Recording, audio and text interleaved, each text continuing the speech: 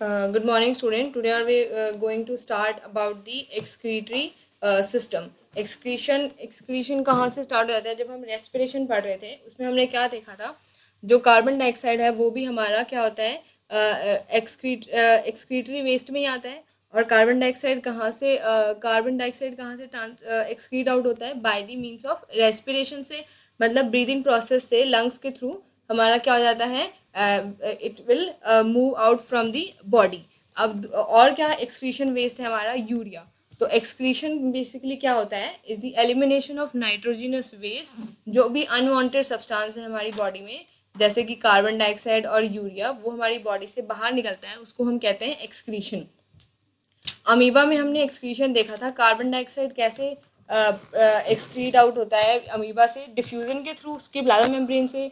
और अगर जैसे कोई फूड या सॉलिड सब्सटेंसेस है वो कैसे होता है, उसकी प्लाज्मा मेम्ब्रेन क्या हो जाती है, बर्स्ट हो जाती है, उसके थ्रू जो है जो एक्सक्रीशन होता है किसमें, प्लाज्मा मेम्ब्रेन में। अब हम देखेंगे ह्यूमन एक्सक्रीटरी सिस्टम।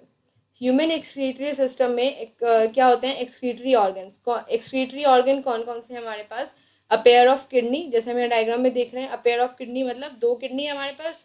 और अ पेयर ऑफ यूरेटर, दोनों किडनियों से क्या लगा हुआ है हमारे पास, यूरेटर लगा हुआ है। और फिर वो दोनों जाके यूरेटर कहाँ जाके कनेक्ट हो रहे हैं, दोनों यूरिनरी ब्लैडर में। और यूरिनरी ब्लैडर के फिर पास क्या है, एक यूरेथ्रा, जहाँ से क्या होता है हमारा यूरिन रिलीज होता है। तो पहले हम देखेंगे किडनी क्या है। Kidney are the bean shaped, these lie along the posterior. Posterior मतलब पीछे का जो हमारी बॉडी का जो पोस्टीरियर पार्ट है, उसके एब्डोमिनल वॉल पे, on either side of vertebral column, मतलब कॉलम जो हमारा वर्टिब्रल कॉलम है, जो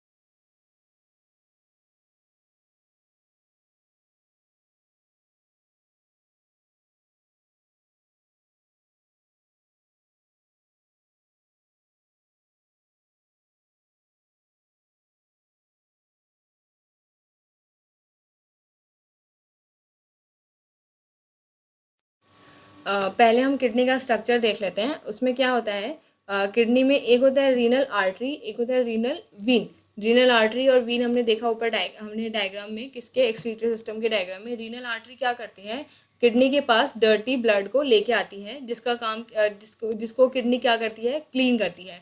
और फिर रीनल वीन का काम क्या होता है, क्लीन ब्लड को वापस लेके जाना। और यूरेटर, जहाँ से यूरिन पास होता है। और इसमें क्या प्रेजेंट होता है हमारे पास किडनी के अंदर, दैट इज नेफ्रॉन। नेफ्रॉन क्या है, नेफ्रॉन जो है वो फंक्शनल यूनिट है एक्सक्रीटरी सिस्टम की।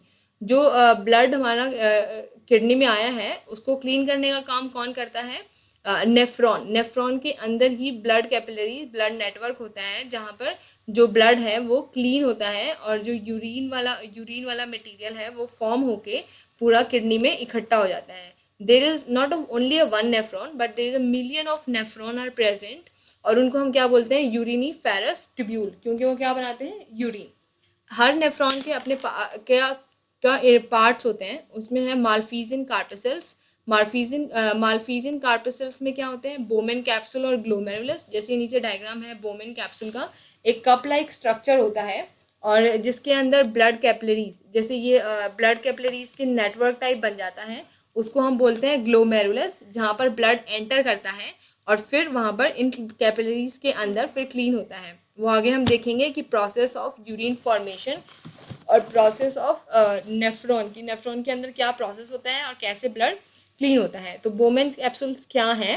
कप शेप्ड है, अपर एंड ऑफ नेफ्रॉन किससे अलाइंड होती है? सेमनीफेरस स्क्वेमस एपिथेलियम से। स्क्वेमस एपिथेलियम कैसे होते हैं? कॉलम शेप के होते हैं, ठीक है। जो उनकी कॉलमनर शेप है वो इंक्रीज करती है क्या? जो भी ब्लड है उसको मतलब फिल्टर करने में, और जो भी उसका मटेरियल है उसको ब्लड से क्लीन करके उसको उनको अपने उसमें ले लेती है कैपिलरीज में और ब्लड को क्लीन कर देती है। सो इन कप ऑफ नॉट, और नॉट के अंदर और कप के अंदर क्या है? नॉट लाइक स्ट्रक्चर है ब्लड कैपिलरीज का, उसको हम बोलते हैं ग्लोमेरुलस। फिर आते हैं नेफ्रिक ट्यूब्यूल। नेफ्रिक ट्यूब्यूल क्या है? जो हाईली क्वाइल्ड होता है। U shape tubule is called loop of Henley. जैसे यहाँ पे हमें ऊपर डायग्राम में, किडनी वाले डायग्राम में दिख रहा है नेफ्रॉन, वहां से बोमेन कैप्सूल के अंदर से एक ट्यूब निकल के आ रही है। वो ट्यूब फिर क्या बनाएगी? एक यू शेप का स्ट्रक्चर बनाती है, उसको हम बोलते हैं लूप ऑफ हेनली। उसके ऊपर भी ब्लड कैपिलरीज कनेक्टेड होती हैं। फिर वो लूप ऑफ हेनली एक आगे पार्ट में जा रही है जिसको हमने लिखा हुआ है किडनी के अंदर यूरिन कलेक्टिंग डक्ट। और ये यूरिन जो कलेक्टिंग डक्ट है फिर ये कहाँ पे जाके ओपन हो रही है?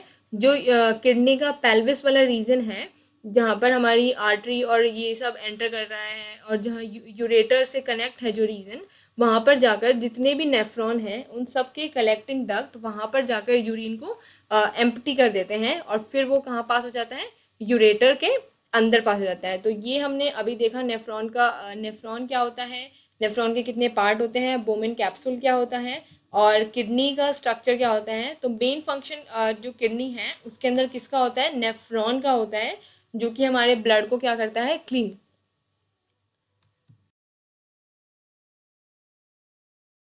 जो यूरिन जो नेफ्रॉन है वो क्या है? एज अ बेसिक यूनिट और a functional unit of excretory system. Functional unit क्यों कहेंगे? फंक्शन, अब एक्सक्रीटरी सिस्टम का फंक्शन क्या है? Urine formation. तो वो कौन करता है? नेफ्रॉन ही करता है। तो अब हम देखेंगे नेफ्रॉन के जो अंदर जो प्रोसेस हो रहा है वहां पर यूरिन कैसे फॉर्म हो रहा है। उसके 3 स्टेप हैं: अल्ट्रा फिल्ट्रेशन, ट्यूबुलर रीअब्जॉर्प्शन और ट्यूबुलर स्क्रीशन। जैसे ये हमारा हमने बोमेन्स नेफ्रॉन का अब पूरा मतलब कंप्लीट जूम डायग्राम है यहाँ पर। जैसे ऊपर बोमेन्स कैप्सूल है जहाँ पर हमारा जो डर्टी ब्लड कंटेनिंग वेस्ट है वो एंटर कर रहा है कहाँ पर? ग्लोमेरुलस कैपिलरीज के अंदर। अब जो ग्लोमेरुलस कैपिलरीज के अंदर जब ब्लड सबसे पहले एंटर करता है तो वहां पर क्या होता है?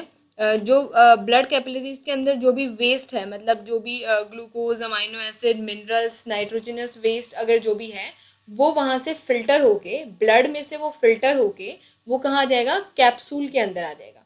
ठीक है, कैप्सूल के अंदर आने के बाद और जो बाकी अब जो चीजें जो ग्लोमेरुलस कैप्सूल में पास नहीं हो सकती, जो लार्ज प्रोटीन या सेल्स हैं, वो ब्लड के अंदर ही रहेंगे। अब वो कहाँ जाएंगे? आगे ट्यूब्यूल के अंदर एंटर कर जाएंगे। वो उसको हम क्या बोलते हैं?